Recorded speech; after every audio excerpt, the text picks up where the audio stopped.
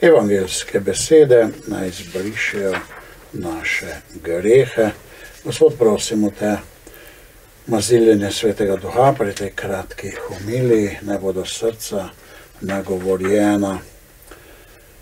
Sedaj, ko sem bral evangelij, sem videl ta stavek, ko pravi, v katerokoli hišo pridete, recite najprej, mir tej hiši.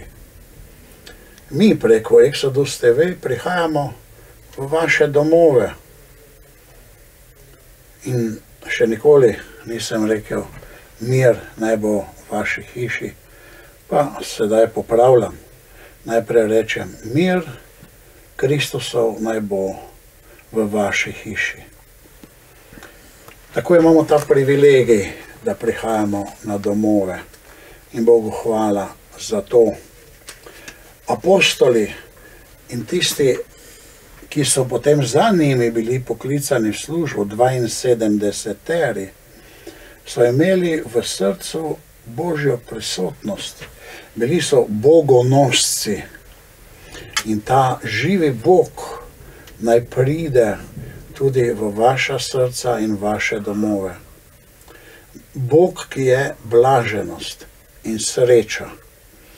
In to so nosili 72, ki so se vrnili in so bili potem zadovoljni in veseli. So rekli, celo hudi duhovi so nam bili pokorni. Moramo pa ločiti apostole, ki jih je bilo 12 apostolov, vendar so se kasneje tudi drugi imenovali apostoli kot poslani, niso pa bili 12. Tako naprimer apostol Pavel, ki smo ga poslušali v Berilu. On je bil apostol, bil je poslani, ampak ni pa bil med 12 apostoli, torej začetniki. Naslednja stvar so evangelisti. Evangelisti so tisti, ki so pisali evangelij. Mi jih pač sprejmemo, ker jih je cerkev sprejela, 4. Janez, Matija, Marko in Luka.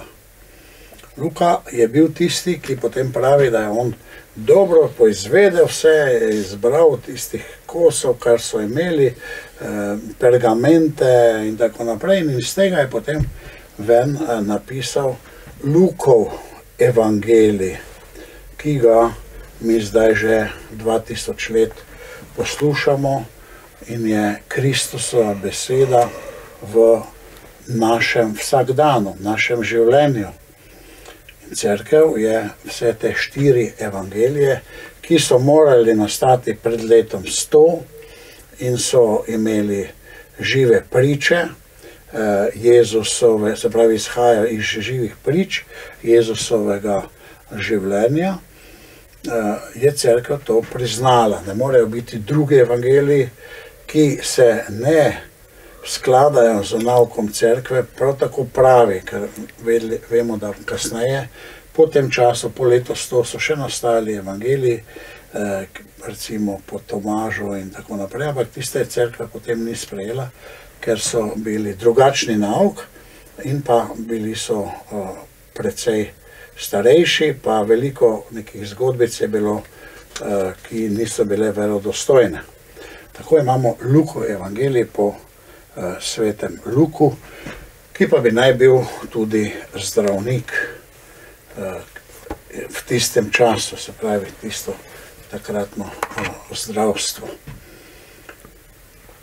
Budimo kakor sveti Luka, ki nosimo v srcu evangelij in ga želimo življenjem uresničevati.